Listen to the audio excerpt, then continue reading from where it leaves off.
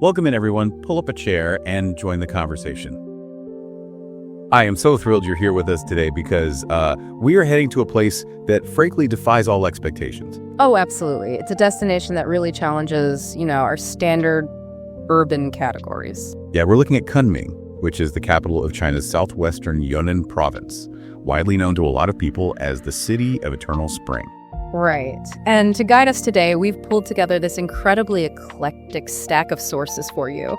We're looking at academic papers on architectural heritage, detailed travel guides, local expat news portals, and we even have a translated transcript from a Russian travel vlog. Which is amazing. It really is. It gives us that unfiltered, on-the-ground perspective that you just don't get from a textbook. Exactly. And our mission for this deep dive is to figure out how Kunming manages to pull off this breathtaking collision of worlds.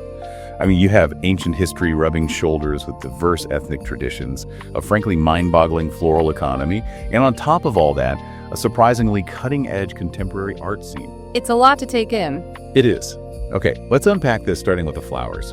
Because reading about the scale of this industry, it honestly left me speechless. Yeah, when a place is called the City of Eternal Spring, it's really easy to just dismiss it as a poetic nickname for tourists. Like, oh, the weather is nice. Right, a marketing slogan. Exactly.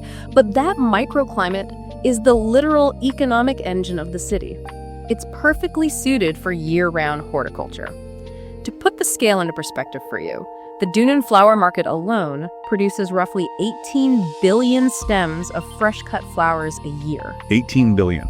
With a B. With a B. We're talking about an industry output value that surpasses $14 billion US. That number is almost too big to visualize. But the sources gave this incredible image that really stuck with me. Imagine you step off the Kunming metro at the Jingui Street station. Yeah, the metro station. Instead of normal transit ads, the walls are entirely covered in flyer murals, massive floral decorations, and almost every single passenger walking past you is holding a fresh bouquet. Which points to a really clever economic pivot. They haven't just settled for being an agricultural hub, they've actively engineered this into a massive experiential economy. Right, it's an experience. Exactly. Buying a bouquet isn't just a transaction there, it's a cultural event. They've essentially taken an agricultural commodity and turned it into a destination driver. And the May 20th events are the perfect example of that. For anyone who follows modern Chinese internet culture, you probably know that May 20th, 520, is treated as a romantic holiday because it sounds like I love you in Mandarin. A huge deal over there. Huge. The Dunnan market auctioned off over 9 million fresh flowers on that single day. But they didn't even stop there. They brought in 1,500 drones to light up the night sky. 1,500 drones. Forming these massive glowing roses over the city. Around 140,000 visitors showed up just for it. It's a masterclass in modern destination marketing. But the relationship with flowers goes beyond just aesthetics and economics. They are deeply, deeply embedded in the local diet. Yunnan actually boasts over 300 species of edible flowers. 300. I have to ask, have you ever actually eaten a rose petal pancake? I haven't had the pleasure yet, no. Because I was looking at the reports from the edible rose base in Anning, specifically the Baji subdistrict. And tourists are literally walking into these massive fields, picking fresh roses and taking them straight to ovens set up right next to the fields, just to bake fresh flower cakes. Talk about hyper-local farm-to-table, baking it literally in the field. It really brings a whole new meaning to it. And that hands-on, deeply sensory food culture brings us right to the streets of Kunming. This is where that translated transcript from the Russian travel vlog Denvus TV becomes so incredibly valuable. Oh yeah, their footage is fantastic. These vloggers are enthusiastically exploring the Xuanqiu night market, and the sensory overload they describe is just hilarious and so vivid. They definitely don't hold back on their descriptions of the local street food scene, that's for sure. Not at all.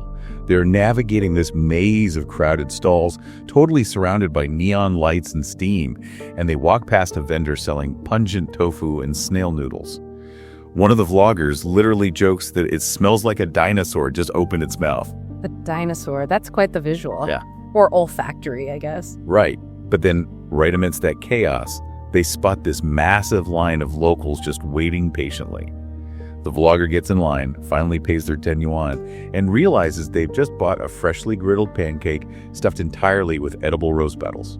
What's fascinating here is how this street-level culinary adventure really reflects Kunming's daily integration with nature. Whether we're talking about those rose petal pancakes or the famous over-the-bridge noodles or the roasted or kwai rice pancakes, the environment isn't something separate from the city. It's part of the daily routine. Exactly. It is literally consumed and celebrated on the streets every single night. Nature isn't just a backdrop there, it's the main ingredient. That energy just leaps off the page. But if we pull back from the bustling, chaotic, fragrant energy of the night markets, Kunming also holds this incredibly serene historical core. Yes, a totally different vibe. You really can't understand the city without looking at Green Lake Park or Quihu. The famous writer Wang Zhenqi actually wrote, "No Green Lake is no Kunming." Green Lake is the geographical and cultural anchor of the old city.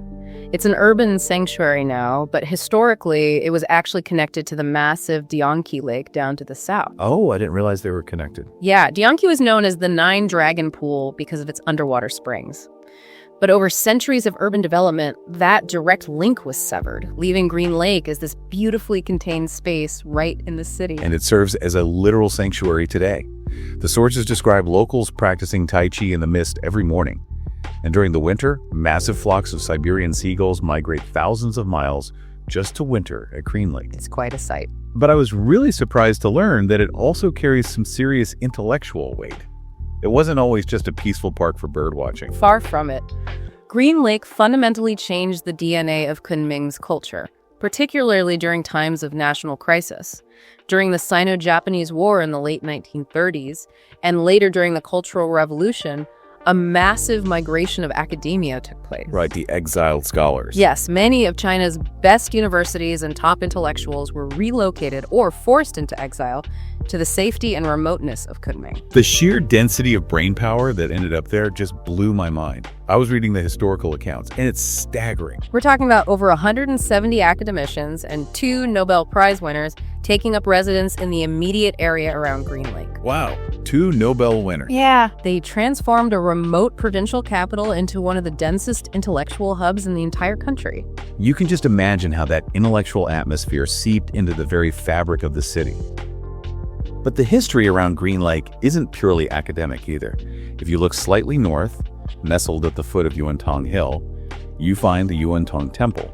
And the architecture here completely flips the script on what you expect from a grand temple. It really does. It's an institution with over 1,200 years of history, originally built by King Yimison of the Nanzhao Kingdom, which, for context, was a highly powerful, independent ancient state that dominated the region long before modern borders existed. Usually when you visit a temple of that magnitude, you walk up this imposing, exhausting set of stairs to reach the main halls. It's all about ascending to the heaven. Right, the climb. But at Yuantong Temple, you actually go down.